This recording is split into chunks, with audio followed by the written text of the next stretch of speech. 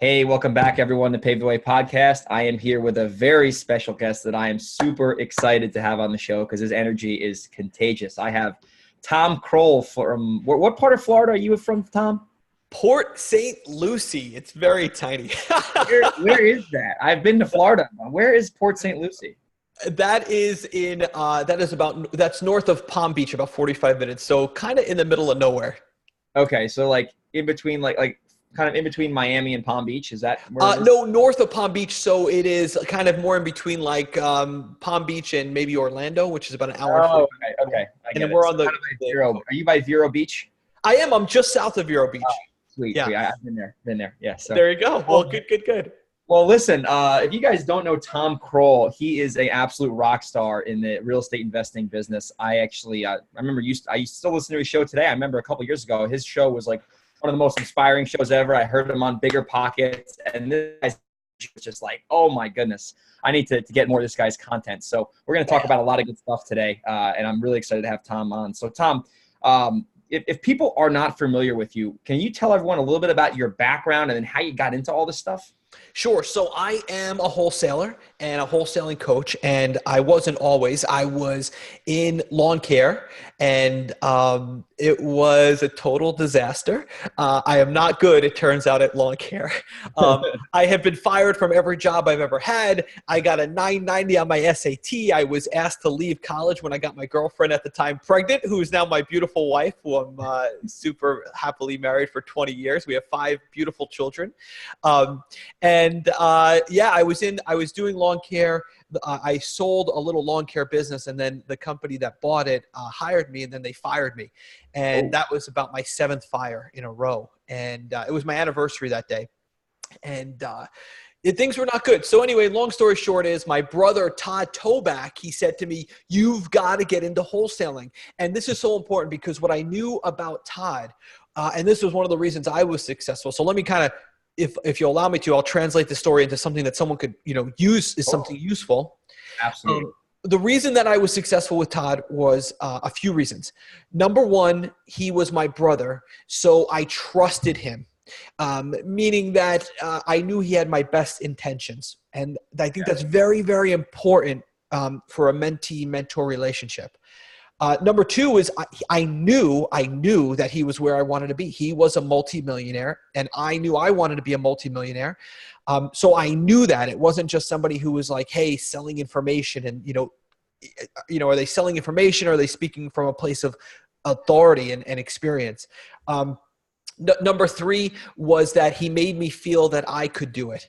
And that is so important because, if I think that you're wealthy, but you're better looking and smarter and have more energy, well, it doesn't really do me any good if I don't build you up. I think a leader's job, and my brother certainly is one, is to let the people who's following them let them know that they can do it. So I believed Todd. I trusted him. And then when you have that kind of relationship with somebody, you can just kind of close your eyes and you just walk forward in faith and you just do what they say. Instruction, not education. That is the key. So my story is I went from literally bankruptcy and in the lawn care industry to multimillionaire, which is insane. I can't believe it. I still say, hey, I love it. That's crazy that I could do that. That's amazing, man. Oh my goodness. Well, there's a lot to talk about in that story. And it's something. I like how you kind of started it out with like, hey, I trusted him. He had my best interest at heart. And he made me, the key is feel like I can do it too. Because when you see other people and you're like, oh yeah, well they can do it because they're special. When you can get the person that you want to teach, like, hey, listen, I'm just like you. I've been on the journey and I'll always be on the journey. They get that buy-in, and then they're open to actually taking action on, what you're trying to teach them because you want to give them the best insight possible. So let's kind of walk through go ahead. Well, they get out of their own way. I mean, that's the biggest thing is that people are in their own way because they are in defensive mode. So they are not willing to trust somebody. But, we say in the way I coach is I don't care what you think you know about wholesaling. I don't care what you want to know about wholesaling. Either you trust me and you're going to do what I tell you to do, or that's that. That's really kind of the extent of our relationship because that's how I learned from Todd. I would question Todd. I would say, Todd, why am I building a cash buyer's list before I even have a house under contract? and he would hang up, and I'd be like, hello, Todd. So I just learned right away, like, it's just go, like, just like this is the best way. So just do it, right? Education is taking massive imperfect action from instruction that you trust and getting a result. The result is the education. There is no success or failure. You just instruction, take action, get a result. That's education, not education. Then maybe, when it stops raining, I'll leave, a Panera Bread and go meet with the seller. Yeah.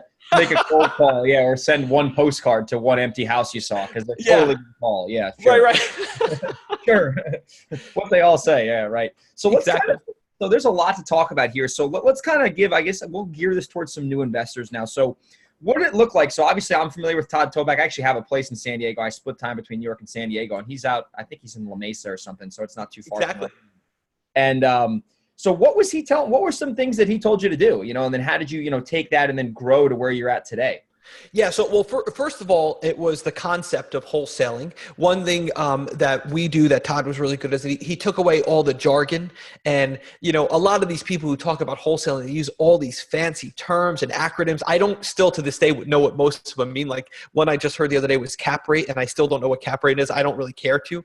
I have no interest in real estate. So the first thing I learned about wholesaling is the art of consistently finding discounted properties. That's it. That's where it stops. If you can get good at that, you will become a multimillionaire. I agree. Number two, absolutely. Number two is, I don't care what your exit strategy is. Just get good at finding discounted properties, and you'll make more money than you could spend in a lifetime. Number two is believing that the deals are out there, right? Because it's a huge stumbling block for new people. If you ask a real estate agent, hey, I'd like to buy a house for 60 cents on the dollar, they'll literally laugh at you. Like, oh, that was 2008. You can't do that anymore. I mean, meanwhile, I just bought one that we're going to make 6 figures on that I'm actively having. Bam! Off the call. Yeah. I love it. So the deals are everywhere.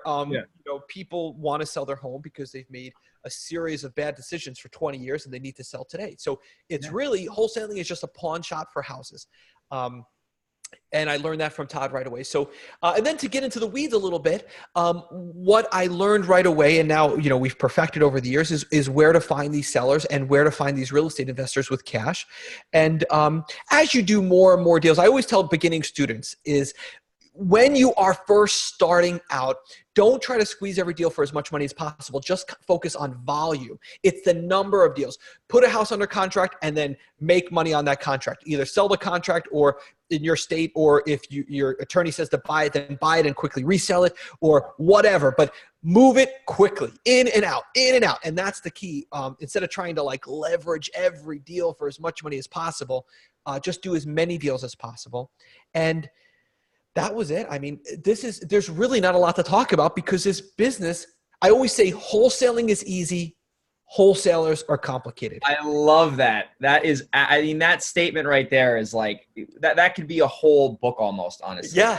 It's amazing because, I'm so happy I brought you on because you hit on so much of the mindset stuff. And I think people, especially nowadays in the information age, we'll get into the books, later on in the show and how important that is. But there's so many ways to skin the cat. There's so many ways to market. There's so many ways to exit properties. I still wholesale, but I actually do a lot of closing on now and light renovations, and that's right. The market. But it comes down to finding the deal. And I get new investors calling me all the time. I have some of my friends who've seen me, grow over the years, and they're like, how do I do this? And I'm like, dude, if you don't have a freaking deal, don't waste your time. Right. I don't care about your buyers list in Arizona and in Chicago. You have to control the inventory. When you have the deal, it is so much easier for you to then figure out what makes the most sense, right? Right. Well, I think it all begins with finding. Wholesaling is the art of consistently finding discounted property. So, whether you are Tom or Greg or Robert Kiyosaki or Donald Trump, every deal starts with a good deal. Every deal starts with a discounted property. And, people will say, well, how do I get started? There's so much competition, which I'm going to tell you guys right now, there's no such thing as competition. There's only collaboration. And what I will say to you is that when you become bigger and richer and wealthier, you tend to build a life of as few inconveniences as possible. That means you get a little bit fatter and a little bit lazier. This is true for all wealthy people because you have now what you wanted to get, right? So when you are brand new, you have a huge advantage because you're hungrier, you're grittier, you'll wake up earlier, you'll stay up later, you'll get to the house faster, you'll get the house under contract faster, you'll become resourceful when you have a lack of resources. So if you're sitting there thinking like, oh, poor me, woe is me, I'm entering too late, that's BS, because when guys like us see you, we're like, hey, how do we harness that guy's energy for our benefit? So I think that no matter where you're starting, whether you're doing, we did over $1 million in assignments last year, or you're just starting and you don't even have your first deal yet, I mean, just know that there's no such thing as competition. There's only collaboration. Go out there and find a discounted property. Put a house under contract. If you don't worry about ARV, which stands for Assumptions Reduce Victories. Don't worry about any of that. Put a house under contract for low. What's low? Whatever you think is low. Go to Zillow, cut it in half. I don't really care. When you try to move that contract or you buy the house and sell it, if you're wrong, you cancel the contract. If your number is too high, cancel the contract. If your number is too low, you're just going to have to bring a security guard to make the deposit into your bank account. That's it. There's nothing else in the middle. So, I mean, keep it simple. That's the key. Oh, keep it simple. It's amazing. The simplest, the best things in life are truly simple. So Yes. So that's something I think that's really going to help a lot of new people, is just kind of getting all the clutter out of their mind. And I'll give you an example in my life on, like, everyone's always like, oh, the competition. So I'm from New York. I live in California, but I do a lot of deals in Dallas, Fort Worth. And everyone's like, oh my God, Dallas is impossible. There's 1 million buyers there. I've done like probably 30 something deals, all virtually, never see these houses. And there's a bazillion investors down there. And yet and I actually partner with somebody down there. So I strategically partner with them on a case by case basis. And instead of him being like, oh, this guy's competing with me, I mean, I've been bringing these discounted properties to him because I've been marketing and selling and buying over the phone. Right. He's been getting all these deals brought to him that we're splitting. I'm never seeing him, and we're collaborating, and technically we're competitors. But he's not like, why would he want to try to steal some of my? It's nonsense out there. You know what I mean? It's complete nonsense. There's the people who believe that there is competition, and people who believe, there's only two people in business, right? If you want to know a lot about an entrepreneur, right, look to their business. It'll tell you everything about who they are. People who operate from a scarcity mindset, right, they believe in competition. They believe that they're too late. One of the first things that people who operate from scarcity do is they go out and they get a partner, right? They want a 50-50 partner because I don't have enough of this and I have a lot of this, and that other person has a lot of this and not enough of that. So it's going to be a match made in heaven. No. It's not true, right? That's a scarcity mindset, right? So no partners, but JV, joint ventures, yeah, of course, because you have a strategic, yes, but so I think the key here is there's enough deals. If you want to attack a market, and Dallas, I mean, I hear this all the time. I don't think we have it. I mean, let me not say that, but let me say it this way: some of our biggest and best students in the country who are killing it, like Hillary Graham and Jamie Woolley and people who've come in. She's a rock star, yeah. They are rocks. They come in, they destroy, they slay. Like, it's crazy. Dallas is awesome. So yes, if you have, like Greg has, right? If you have an abundance mindset, you look at people as a way to work together, to create joint ventures, to crush a market. But the people who are like, there's competition, and then they go right. So people who think there's competition, the first thing they do is they do like a 50-50 partnership of their company. And it's like, I don't, you really have to break through on that cycle and make sure that, you understand that there's an ocean and you have like 4 10-gallon buckets and you can draw from it every day. And life is so much easier and so much less frustrating when you have that attitude. But, it takes a lot for people to break that mindset, and, but hopefully all these listeners will. Yeah. It's a complete paradigm shift. And like, once you can embrace that, like there's actually, I'm in a mastermind called Investor Fuel, and it's based out of Dallas. And there's like 4 or 5 investors in the same mastermind in the same market, and they're all extremely successful. Right. And friends, Yeah. I get it. I get it. It's funny. I have I'm in Collective Genius, which is another mastermind, and same exact thing. We're all in there. It's like everybody gets along. We're all sharing all of our secrets. It's like I think life is really easy when you know the rules. And one of the rules is you have to have an abundance mindset. You have to be a go-giver. As soon as you start to, this is something that Byron Katie talks about. This is something that what Brene Brown talks about, right? It's like, this is the first act of war is defense. So as soon as you start to like covet and hide and believe in competition, you're literally just cutting off all of your opportunities. So you've got to break that cycle. That's so important. It's so important. So let's kind of focus back onto your business real quick, and then we'll get into some of the reading stuff, which I think is powerful, that I really resonate with you on. Let's do it. Are you 100% assigning everything down in your market, or are you closing sometimes and flipping and doing rentals, or are you strictly wholesales? So let me answer this question from 50,000 feet, and then we'll get into the weeds, right? The bottom line is there are only two types of wholesalers. There are the wholesalers who are like, I'm not going to I just want to run my business. I don't want any input from a lawyer. And then there are the wholesalers who are like, hey, like, you ever notice like poor people always make fun of attorneys, and rich people are like, attorneys are on my team. They're the best people in the world, right? Yeah. It's like, this is a major difference between the 1% and the 99%. It's like, some of my best friends are attorneys. I love attorneys. They are awesome, right? So the bottom line is, when it comes to something that Robert Kiyosaki taught me, is that, you are the captain of the ship. You're not the pilot. When it comes to steering the ship, you hire a pilot. When it comes to where the ship goes, you hire a navigator. So the strategy on whether or not to double close or to buy and resell, or, because even double close has a lot of different meanings, or to just assign a contract, ask your attorney. There's only two types of wholesalers. There's the ones that don't work with attorneys, and the ones are. The ones who don't, they have like a roller coaster business of income. And the ones who like, hey, here's my attorney. They wrote the contract. They told me what to do. They're the ones who are like, just consistently, right? So to answer your question, I like to buy every property, but when we were first doing it, we were assigning. It doesn't really, it's 6 of one, half dozen other. It's whatever the regulators in your area like. Make sure regulators are our friends. They follow what they say to do. Some states have very strict interpretations. Others have much more, they're fine with assigning. So I would just suggest that do whatever your attorney says to do. Attorneys are your friends. There's a reason rich people love attorneys. There's a reason why when I go to meetings with people who are worth $100 million, their attorney is sitting right next to them, and their bookkeeper is sitting right next to them, and their CPA is sitting right next to them, literally at the table, right? There's a reason for that. Bang, bang, bang. Exactly. Yeah.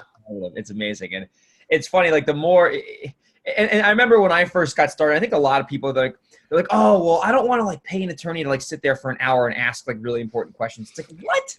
Are you crazy? Like the best $300 you'll ever spend in your whole life.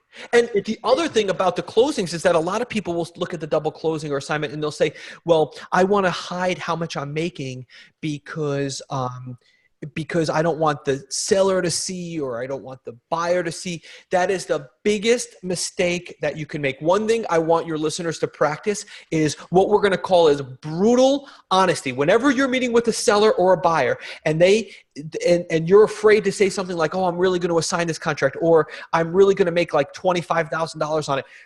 Brutal honesty, because whenever you assume or anticipate that if the seller knows this, or if the buyer knows that this other thing is going to happen, or they're going to feel this way, you're 100% wrong. Assumption and anticipation are the mother of every mistake. It's fear-based. So practice brutal honesty. When you're with the seller, be a truth teller and a truth seeker. Don't try to hide or conceal or omit something that you don't want them to know. Just be, hey, Mr. Seller, I'm going to sell this contract immediately for a big profit. Is that going to stop me from buying your house today? Put it right out there. And I promise you the response that you'll get will be glowing. They'll support you. They'll bend down and pick you up. They'll root for you because you're supposed to be making money.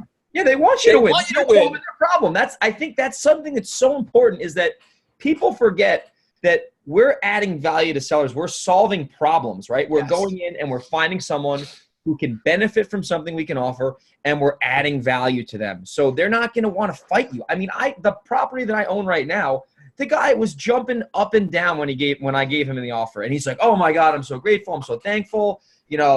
got the junky car to the driveway. Like they're not going to want to fight you. They're like, oh, you're solving my problem. You're helping me. Thank you so much. And then they leave me a nice Google review. So exactly, it's such a mindset shift time. And that's why I'm so happy I brought you on here. So as we pivot to the back half of the show here, something when I first really kind of found out about you and heard your podcast and stuff, something that you're big on, and this is something I see in a lot of very successful people, is the power of strictly just reading consistently, right? So I want you to kind of spend some time talking about, why you think reading has been so important to your success.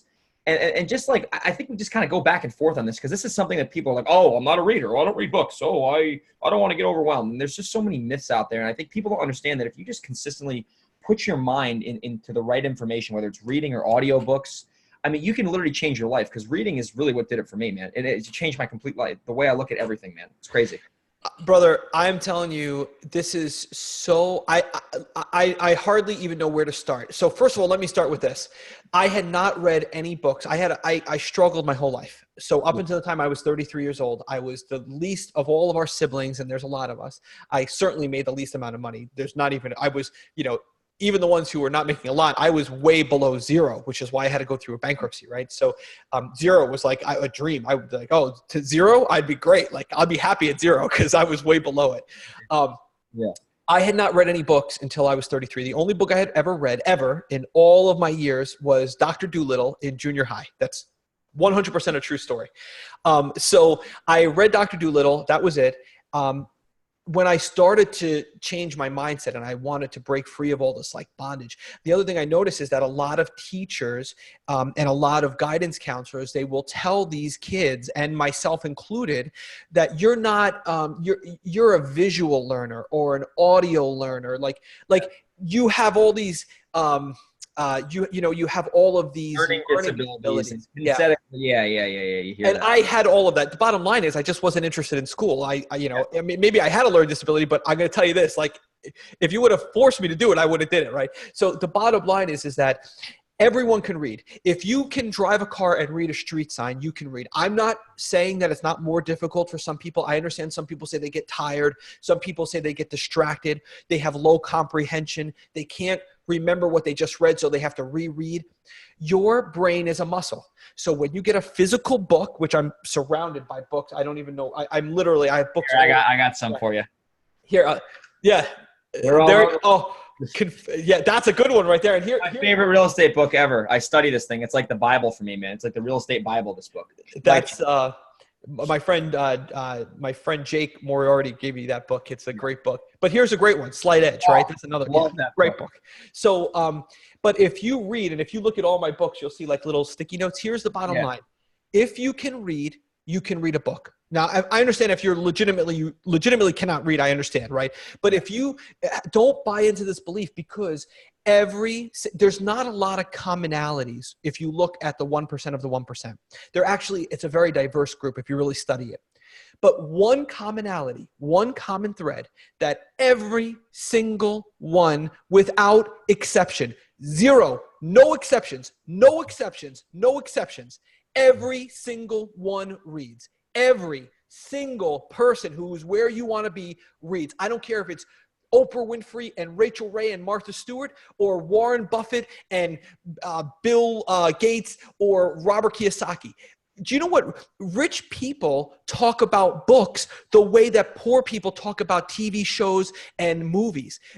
If you look at my phone right now and you say, okay, Tom, who are the wealthiest people on your phone right now? Do you know what they text me of? Pictures of passages in books. Yeah. That's what they text me. With highlights. And highlights. And this is what we talk about is books. So here's the bottom line. Every single person who's where you want to be reads. There's not one that you're going to find who doesn't. So pick up a book. And here's the best way to start. This is how I started. I took a book and I marked out eight physical pages. So you open the book, you count out 8 physical pages. Then you get a little tiny sticky note. They make these little small sticky notes. They're like tinier than the regular size. Yeah. And you put it every 8 pages. Commit to 8 pages a day. Don't worry about comprehension, vocabulary, how much you remember, how much you understand. Just get through the physical act of reading a physical book and commit to 8 pages a day. No more and no less. And I am telling you, if you just do that, you will read volumes and volumes, more books than you could ever you'll start to forget books that you've read. But I mean, and start easy. Here are 3 easy books that you could start that are must reads anyway if you're an entrepreneur or a wholesaler. Number 1, Rhinoceros Success. Great book. Sean Terry recommended that book to me when I went to one of his events years ago. Awesome. Number 2 is The 4 Spiritual Laws of Prosperity. Amazing book, and it works. And number 3 is The Dip by Seth Godin. Oh my God. I remember reading that. Yes. When I got started in my leased car I could barely pay for. And I'm reading this book. It was Matt Terrio shared it with me. He's like, you got to read this book. It was through his podcast. And I remember reading that book and I'm like, oh my God, I'm in the dip. Yeah. It's like a little tiny book. I think it's in my house. Yeah. It's not with me right now, but oh my goodness. Those are, those books, I mean, especially when you're starting, I think, especially too in the beginning, like as we've talked about what holds a lot of new people back, if you could just fill your mind, like Darren Hardy used an analogy one time. He was like, here's a glass. I'm going to put Coca-Cola in this glass and it's brown. Now I'm going to dump the glass out. I'm going to put water in the glass and it's clear. That's what happens when you read and you soak your mind in that type of information. Yes. Well, I'll tell you a great story. I had a client who is a famous broadcaster. He's one of my students, and he was his name is Clayton Morris. He was on Fox and Friends. So anybody who watches Fox and Friends is the morning #1 show on the planet, on the globe. He wanted to get into wholesaling. He was one of my students. He crushed it right out of the gate, did very, very well, and he was going to have lunch with Robert Kiyosaki, who was going to be on Fox and Friends. Wow. So I said, Clayton, get me to that meeting. I said, give me that meeting. So we went to Delmonico's in New York City. We had steak. I was happy to pay for it. It was myself and Clayton and Robert Kiyosaki. And what did Robert Kiyosaki talk about the whole time?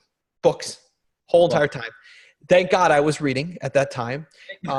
He started to talk about a book called The Surrender Experiment by Michael Singer.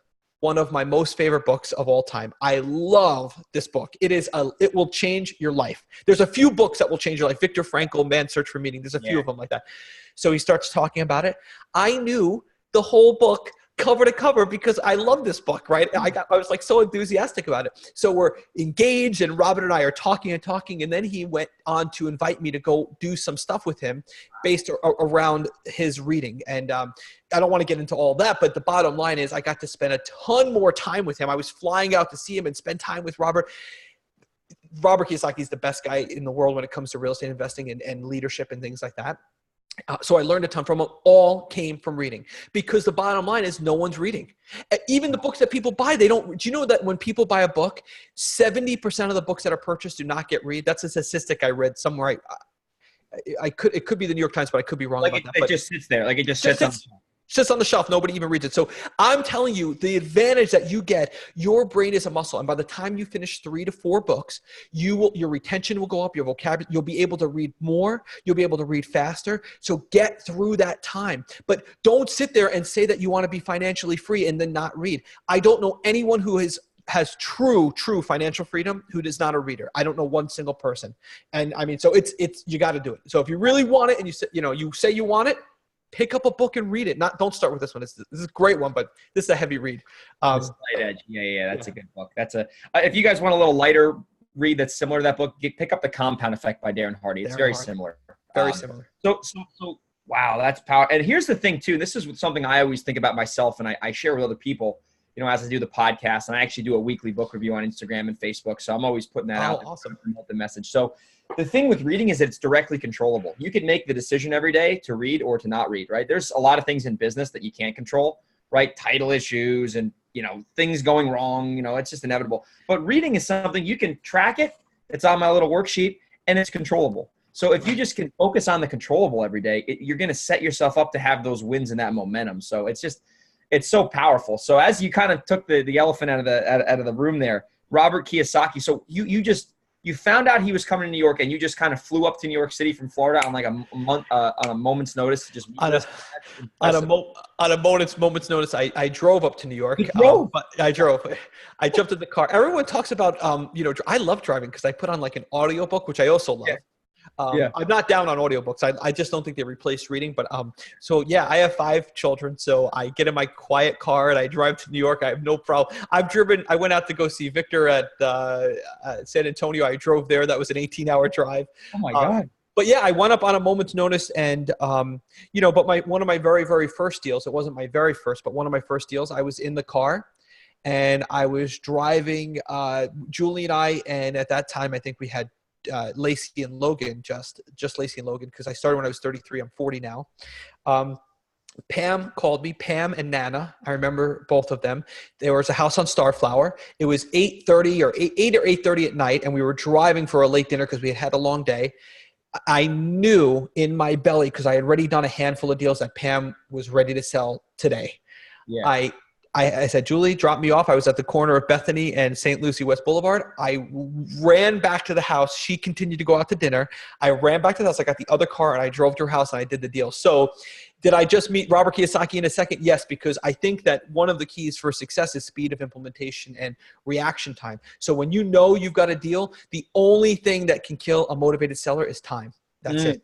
That's so cool. Yeah. So that, I mean, I think that's the key, is that, yeah, when you know you have something, you know, sometimes, you know, something's, it's right there. You got to grab it and you got to take that opportunity. So yeah, when I had a chance to meet Robert, I did. And it was such a great meeting, changed my whole life. I mean, you know, Robert, what I love about Robert is even when he's just a normal conversation, everything he says, I actually, when I met with him, I after I spent some time with him, I just wrote down all my notes and I actually put it out as a Facebook post.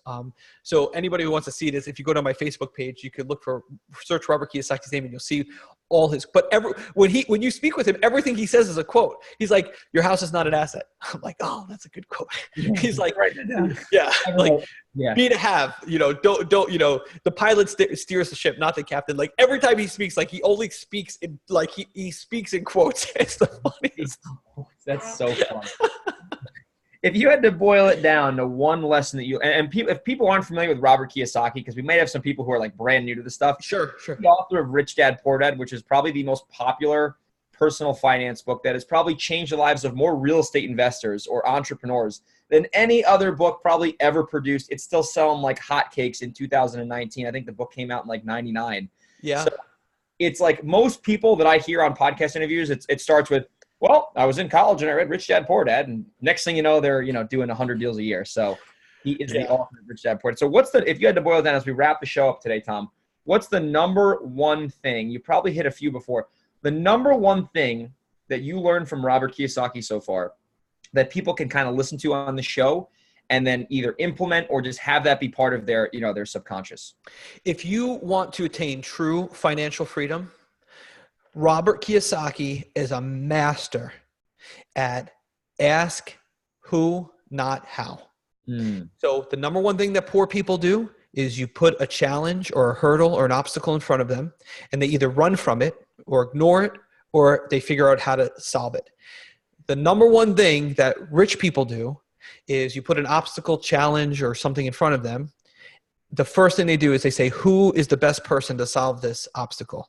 So poor people try to do it and rich people find who can do it.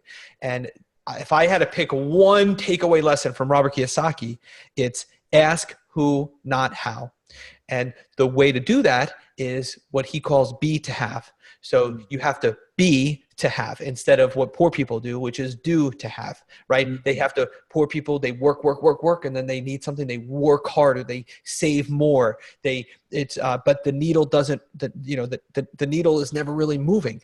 Wealthy people make a small move that's intentional and the needle just redlines every time, right? It's just crazy. They can move mountains. Love that. So that's would be, if I had one takeaway, but honestly, if you haven't read anything by Robert Kiyosaki, the other thing that Robert Kiyosaki is a genius at, not to, what do you call it, but he's, a lot of people, he is prepared for every outcome. And that's another key with him. So anyway, I don't want to go down a rabbit hole, but he's a genius. I'll just leave it at that. Yeah, I love that. I heard a quote one time, I think it was from Dan Kennedy.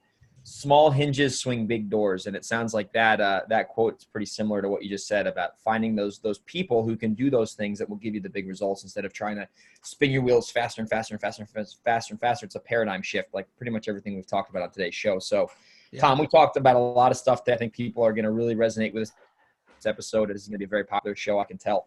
If people were interested in finding more about you, what you have going on, they want to connect with you, learn about some of your, some stuff you have to offer, what would be the best one or two ways for people to find out about what you have going on? Because you have a lot of stuff going on. Yeah, I mean, well, we have a podcast called Wholesaling Inc, which is an awesome podcast. So we love it. We just basically give everything away. There's no free lines, so no fluff, no BS. We get right to the meat and potatoes. And we have our website, Wholesaling Inc, wholesalinginc.com. If you're interested in learning more, you just fill out an application. If we like what you have to say, we might invite you in to be a rhino. After rhinoceros success. And check out the website. It's I think wholesaling is truly, truly, truly the best business in the world because it gives you more cash than you could ever spend in a lifetime. It gives you a consistent flow of discounted properties that you can cherry pick for passive income. And it can completely run without you legitimately. Like literally you can be in New York and California and wholesaling in Dallas or you could be in Europe. Yeah. I mean, right. So I don't know any other business in the whole country that is better. And you can start from nothing. You can literally just start today. Wholesaling is the art of consistently finding discounted properties. That's all the education you need. So that's it. Get instruction, not education. That's it. And I mean, I think that's the big thing is like I had zero money. You had zero money. And when you do the consistent actions and activities, and then you find the who to do the consistent activities and actions over time, you get that momentum. And next thing you know, you're like, you have more options and choices. And it's amazing what you can do when you're just consistent with stuff. So Tom, people are definitely going to check your stuff out. I'm really honored to have you on as a guest. It's really cool connecting with you, and I hope you have a great day. And I'm sure people will be reaching out to you. Greg, bam. I love it, brother. Thank you for having me. All right. Have a good day, Tom. See you. Thank you, man.